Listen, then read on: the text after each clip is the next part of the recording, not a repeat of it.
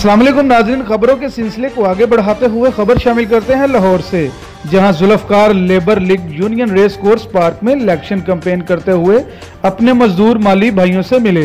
Zulfiqar Labour league के ओहदेदार साजिद जट ने मजदूर माली साथियों को यकीन दिलवाते हुए कहा, जीत कर अपने मजदूर दोस्तों के तमाम मसाइल हल करेंगे। इंशाअल्लाह तरवाल यूनियन की जीत आपकी जीत है। मजीद जानते हैं शराज खां की इस रिपोर्ट में।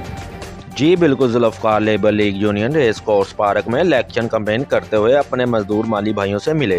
जुल्फ़कार लेबर लीग के ओहदेदार ने बात करते हुए बताया, पिछले टेंडर में बेसिक सैलरी 2017 पर 50% अलाउंस लगवाया, हाजी कोटे को बहाल करवाया, हाउस बिल्डिंग एडवांस शामिल थे। इंशाल्लाह जीत कर डेली वेजिस मालियों को कन्फर्म करवाने का मिशन है। मजदूर मालियों से बात करते हुए मजीद क्या था, जीत कर अपने मजदूर दोस्तों के तमाम मसाइल हल करेंगे। इंशाल्लाह 2022 के रनिंग अलाउंस को 50% करवाएंगे। असल में तलवार यूनियन की जीत ही आपकी जीत है। 26 तारीख को जुल्फ़कार लेबर लीग के निशान तलवार को याद रखिएगा।